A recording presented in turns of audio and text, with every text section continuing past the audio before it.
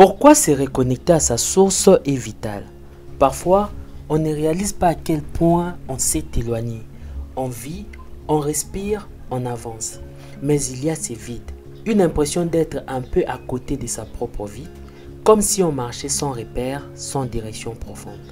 Et un jour, on entend cette phrase: tu ne peux pas savoir qui tu es si tu ignores d'où tu viens.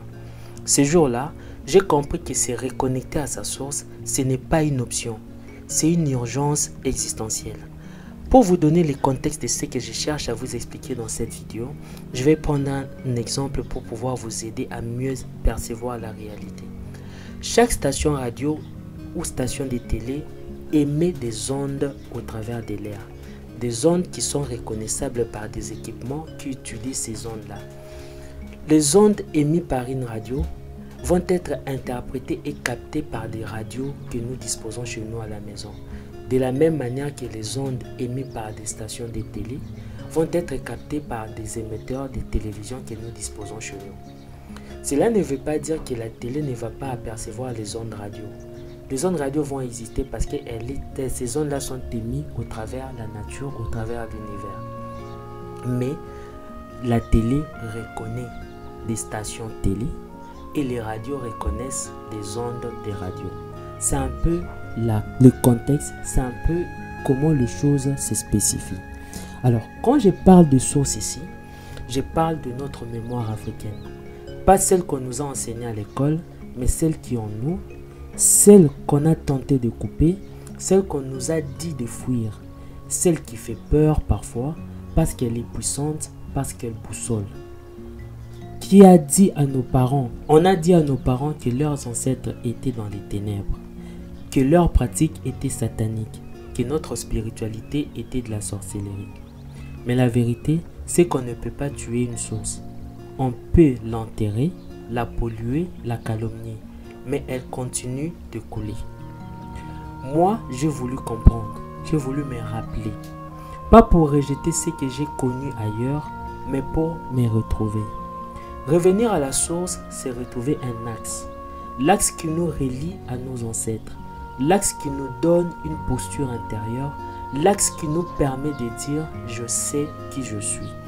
Comme je vous avais pris l'exemple avec la station radio, avant de pouvoir capter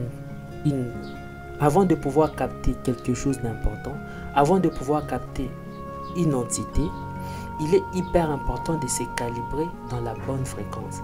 Parce que même sur la bonne fréquence pour qu'elle soit en mesure de capter ce qui est émis dans l'air.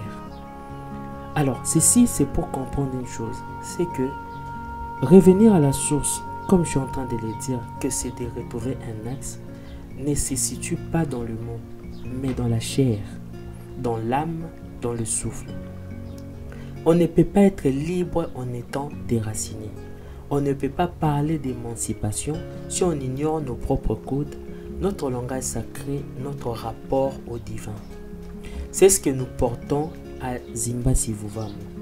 Une invitation à se souvenir, à se relever, à reprendre notre nom, notre voix, notre tambour, notre silence.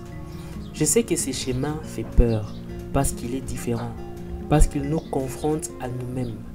Parce qu'il ne nous promet pas le confort, mais la vérité. Mais je vous assure, il vaut tout l'or du monde. Se reconnecter à sa source, c'est guérir les blessures qu'on porte sans les comprendre. Redonner du sens à nos intuitions, nos rêves, nos vies. Ressentir que l'univers ne nous a pas oubliés. Et pour ceux qui ont peur, je vous dis ceci. Votre mémoire ne vous trahira pas. Elle vous élèvera. À travers les éditions Zimba Sivuvamu, on ne vend pas des livres. On transmet des fragments de nous-mêmes. On éveille une Afrique qui se souvient, qui s'aime, qui se libère. Reconnectez-vous, redevenez arbre, reprenez racine.